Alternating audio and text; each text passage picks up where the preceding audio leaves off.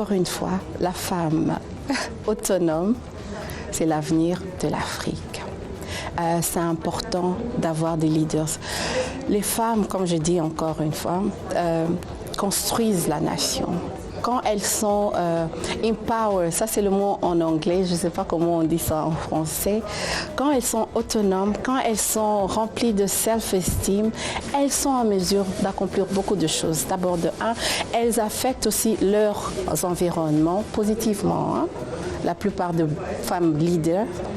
Et puis après, voilà, l'économie, l'émancipation, voilà, c'est la femme émancipée. Ça se réplique aussi sur les autres automatiquement. Vraiment, les difficultés, c'est que les gens ne savent pas faire la part des choses entre le boulot, le business et la vie privée. Et ça bloque, pourquoi? Parce que quand il n'arrive pas à avoir ce qu'il veut, il te bloque aussi. J'ai eu un problème dernièrement, il y a quelqu'un qui a refusé de me payer parce qu'il m'a dit, il veut m'épouser comme deuxième femme. J'ai dit non.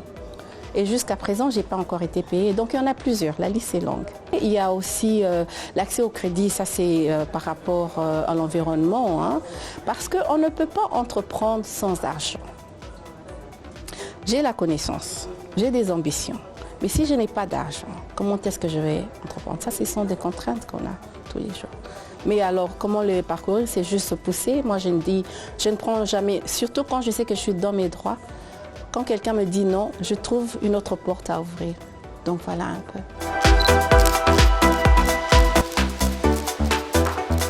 Opportunité, d'abord, je remercie mon père qui a pensé, il voulait m'envoyer pour les études à Bruxelles. J'ai dit non, non, non, je préfère aller aux États-Unis parce que là, j'ai vraiment acquis une très belle expérience qui me permet aujourd'hui de parler, d'avoir une plus grande voix que les autres en fait.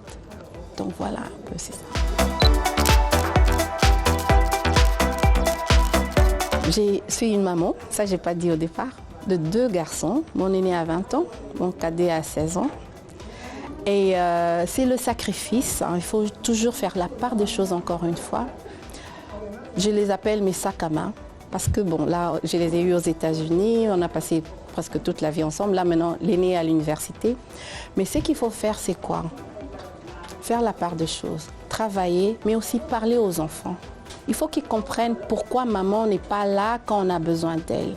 Quand il faut qu'elle voyage, par exemple, là, j'ai parlé à mon fils cadet, mon aîné, j'ai dit, écoute, dans 2-3 semaines, maman va se déplacer pour une conférence, elle va faire... Il faut expliquer. Et puis après rentrer dans le boulot, qu'ils comprennent aussi que ce que je fais, c'est pas seulement pour moi, c'est pour eux aussi.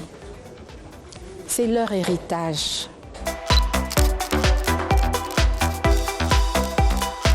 En tout cas, tenons-nous entre les mains, il ne faut pas qu'on se lâche, soyons soudés, unis, travaillons ensemble. Faisons un peu ce que Madame Yeo fait. Elle nous ramène, nous toutes. C'est le continent qui est ici. Hein. C'est le continent africain qui est représenté. Donc, je lance vraiment l'appel aux femmes. Arrêtons de nous mettre des bâtons dans les roues. Par contre, venons ensemble, mettons-nous ensemble et vous verrez ce qu'on sera en mesure d'accomplir.